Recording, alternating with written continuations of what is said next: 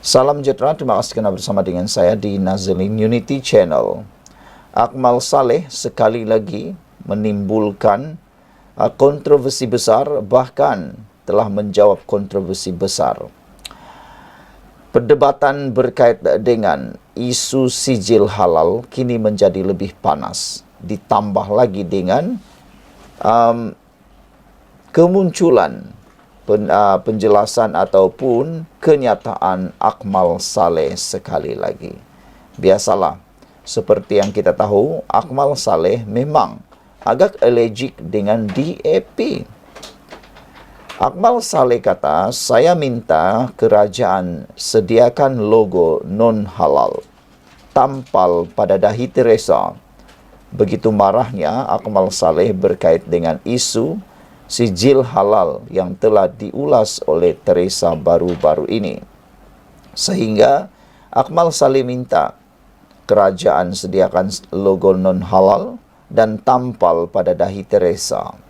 Ketua Pemuda UMNO Dr. Akmal Saleh menyelar naib pengerusi DAP, Teresa Cook kerana mempersoal cadangan mewajibkan restoran dan syarikat makanan yang tidak menyajikan daging babi dan alkohol mendapatkan persijilan halal.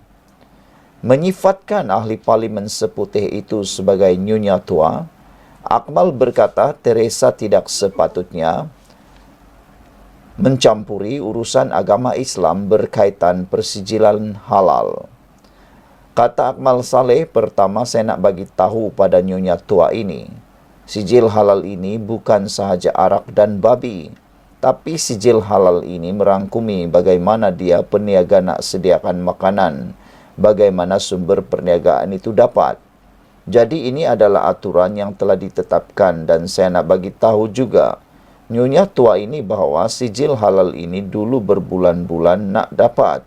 Hari ini kita dah pendekkan kepada 23 hari saja dah boleh dapat sijil halal. Jadi apa masalah kamu dengan sijil halal ini, katanya dalam satu rakaman video yang dimuat naik di TikTok. Kemarin Teresa berkata cadangan itu berpotensi menambah beban kepada perniagaan termasuk melibatkan ribuan pengusaha restoran Melayu.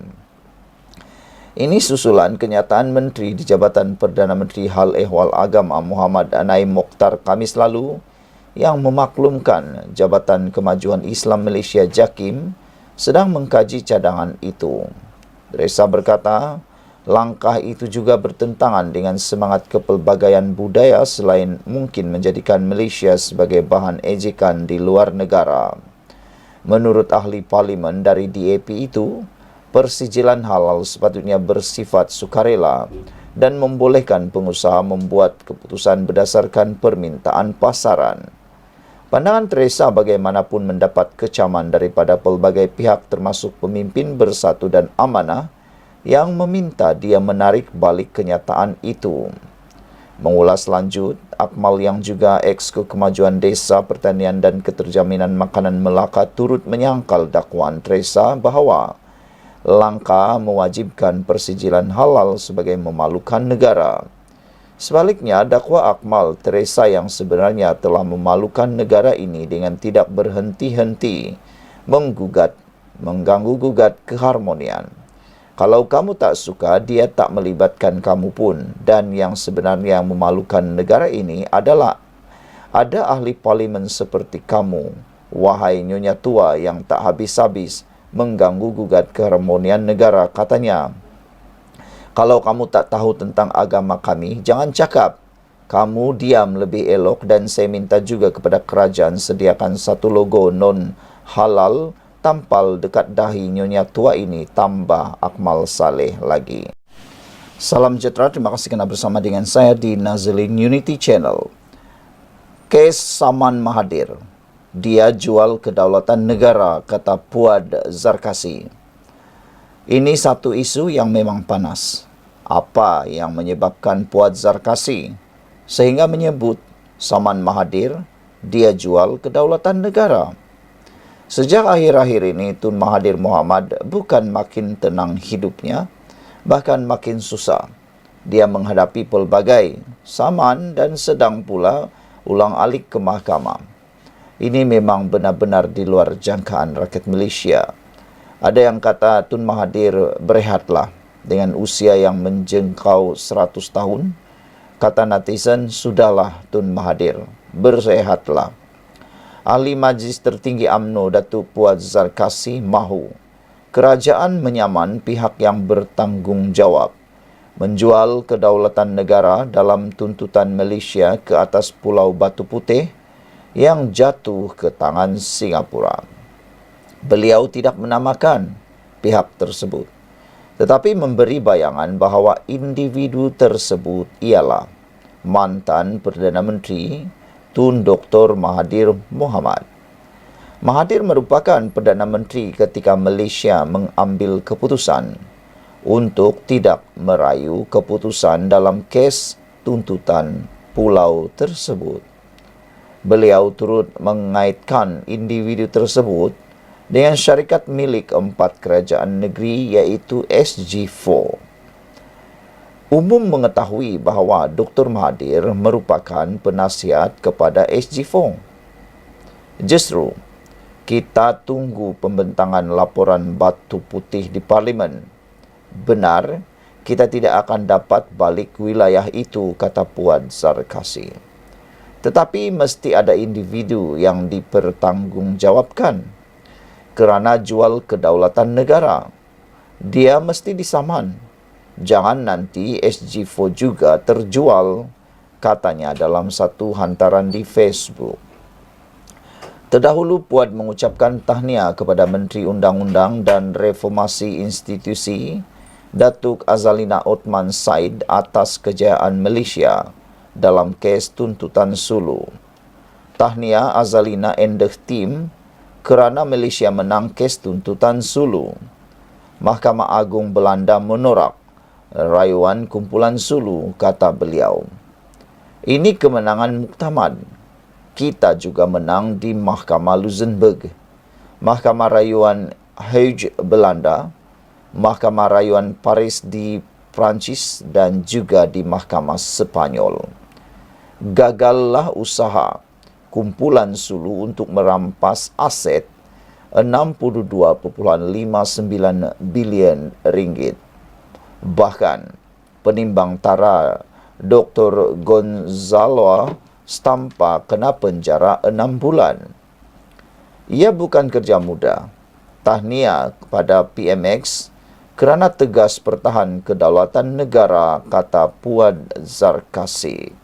Saudara-saudara sekalian, bercakap tentang isu kedaulatan negara, ini bukan satu perkara yang enteng, yang ringan, yang boleh diambil mudah oleh sesiapa pun, termasuk pemimpin kerajaan maupun pembangkang. Seperti yang Puan tegaskan, perlu ada dipertanggungjawabkan dengan kehilangan wilayah Malaysia terhadap Singapura tersebut. Sejauh mana anda bersetuju dengan cadangan daripada Puan Zarkasi ini, iaitu orang yang terkait dengan kes tersebut perlulah disaman. Jangan sampai SG4 pula yang tergadai, kata beliau. Sekian untuk kali ini. Jangan lupa tinggalkan komen anda, tekan butang subscribe. Salam sejahtera, terima kasih kerana bersama dengan saya di Nazilin Unity Channel. Belum pun penamaan calon, Anwar Musa sudah yakin Barisan Nasional akan menang besar di Dun Mahkota. Hari penamaan calon PRK Mahkota belum tiba lagi, tetapi ahli jawatan kuasa PAS Pusat Tan Sri Anwar Musa sudah pun meramalkan kemenangan BN di kerusi Dewan Undangan Negeri Johor tersebut. Majoriti BN dalam PRK kali ini pastinya melebihi 20,000 undi dan ia manifestasi kejayaan jajaran baru mereka bersama Kerajaan Perpaduan, katanya dalam satu hantaran di Facebook. Ramalan beliau adalah berdasarkan keputusan pilihan raya negeri Johor yang lalu dan jajaran politik yang menjadikan Dewan Undangan Negeri Mahkota kubu terkuat BNPH Johor.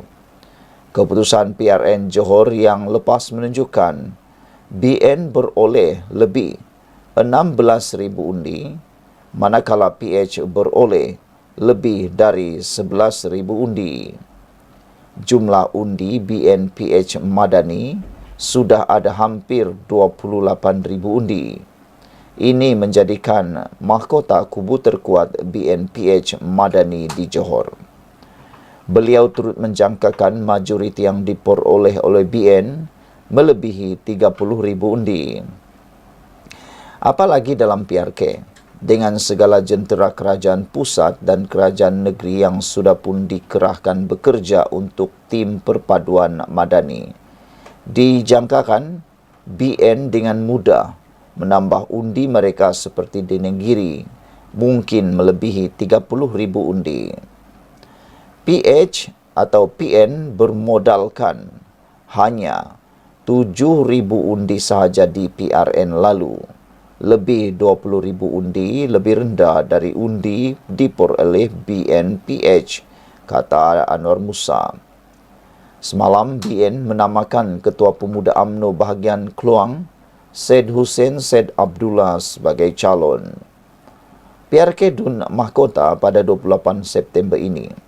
Penamaan calon dan pengundian awal masing-masing ditetapkan pada 14 dan 24 September ini. Kerusi ini akan ditandingi oleh calon bersatu bagi pihak PN. Saudara, adakah ramalan seperti ini yang menyebabkan PAS telah pun berkompromi untuk menyerahkan kerusi itu kepada Parti Bersatu? Yang mana menurut seorang ahli politik dan penganalisis politik, dia kata silap-silap hari bulan bersatu menjadi kambing hitam dalam pertembungan di Dun Mahkota. Hal ini kerana PAS tidak berani meletakkan calon di sana.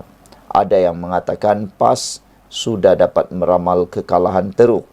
Jadi diletakkanlah Parti Bersatu kerana nanti Parti Bersatu yang mungkin akan menjadi kambing hitam, kata penganalisis itu atau kata pemimpin politik tersebut. Sejauh mana kebenarannya? Ada sedikit kebenarannya apabila termasuk Anwar Musa pun meramalkan bahawa BN akan menang di kawasan tersebut. Persoalannya ialah adakah kalau PAS yang bertanding di sana akan beroleh kemenangan? Tepuk dada, tanya selera. Sekian dulu untuk kali ini. Jangan lupa tinggalkan komen anda, tekan butang subscribe. Salam sejahtera, terima kasih kerana bersama dengan saya di Nazlin Unity Channel. Hari ini kita digemparkan dengan pengakuan dan juga penerangan daripada Anwar Ibrahim, Perdana Menteri yang ke-10. Anwar Ibrahim kata, tiada siapa saya nak dengki. Datuk Seri Anwar Ibrahim menafikan dakwaan pihak tertentu. Kononnya, perasaan dendam beliau menjadi punca di sebalik tindakan diambil pihak berkuasa terhadap kes tertentu. Ada netizen yang menyatakan bahawa kalau dah buat salah, jangan salahkan orang lain. Itu nasihat netizen kepada orang-orang tertentu yang telah disiasat mengikut kes-kes tertentu termasuk kes berkait dengan 3R. Netizen kata dan beberapa pemerhati politik bebas mengatakan bahawa berhati-hati kerana kalau sudah melakukannya, jangan pula nak salahkan orang lain. Malah Perdana Menteri juga menegaskan kerajaan tidak sesekali mencampuri urusan siasatan dilakukan pihak berkuasa, apatah lagi mempengaruhi tindakan yang diambil. Sebaliknya, beliau berkata, sesiapa sekalipun yang berdepan kes jenayah, maka terpulanglah kepada pihak berkuasa, khususnya Polis Diraja Malaysia PDRM, untuk menyiasat atau mengambil tindakan. Setiap minggu ada saja kisah skandal baharu. Ada orang kata kerana Anwar berdendam. Itu tak betul, kata Anwar Ibrahim. Kita kena hentikan amalan kepimpinan yang guna kuasa untuk cari kekayaan peribadi, kata Anwar Ibrahim. Saudara-saudara sekalian, apa yang memang mengejutkan kita semua ialah sejak belakangan ini ada banyak sekali skandal-skandal baru yang mula timbul, skandal yang telah lama mula keluar. Ada benda yang sudah lama berlaku, tiba-tiba pula kita tahu. Dan sebenarnya itu patut kita sokong. Kerana perbuatan yang menyebabkan kerugian kepada negara khususnya, perlulah segera diadili sebaik-baiknya. Kata Anwar Ibrahim lagi, saya harap betul-betul perkara ini difahami. Orang pesana, iaitu pembangkang, dia tak kira. Saya tak kira, kata Anwar Ibrahim, siapa dalam soal penyiasatan. Ketua-ketua polis ada di sini. Siapa salah, ada kes curi motorkah, merompakkah, itu kerja polis. Polis tak tanya saya untuk siasat. Sama juga dengan kes lain, termasuk dalam kes yang besar, kata Anwar Ibrahim. Beliau berkata demikian ketika berucap pada Majlis Pelancaran Sambutan Bulan Malaysia Sehat Sejahtera Peringkat Kebangsaan 2024 dan Pelancaran Dasar Literasi Kesihatan Kebangsaan serta kempen Perangi Gula di Pantai Batu Satu di sini hari ini. Turut hadir Menteri Besar Negeri Sembilan, Datuk Seri Aminuddin Harun, Menteri Kesihatan Datuk Seri Dr. Zulkifli Ahmad dan Setiausaha Kerajaan Negeri Datuk Muhammad Zafir Ibrahim. Dalam pada itu, Perdana Menteri menegaskan amalan tidak betul dilakukan mana-mana pihak perlu diperbetulkan untuk mengelak rakyat yang akhirnya menerima nasib. Sebagai contoh, katanya, kes pihak tertentu yang enggan membayar cukai atau mengisytiharkan harta. Orang kumpul berpuluh-puluh bilion tapi tak mau bayar cukai, tak mahu isytiharkan harta. Untuk apa kita kutip dana dari mereka? Untuk bayar bidang pendidikan hospital kesihatan. Kalau tak betulkan keadaan beginilah amalannya, negeri kaya tapi rakyat tak terbela, katanya. Ini bila ada siasatan, orang kata Anwar dengki. Nak dengki apa? Tiada siapa saya nak dengki, kata Anwar Ibrahim. Ia berkaitan soal menguruskan kewangan dan jika belanjanya 200 juta, maka 200 juta ringgitlah atau 1 bilion ringgitlah projek hospital, sedangkan kos sebenarnya 800 juta atau hospital tak siap. Semua ini kena fikirkan, tegas Anwar Ibrahim lagi. Sekian dulu untuk kali ini. Jangan lupa tinggalkan komen anda, tekan butang subscribe. Bye.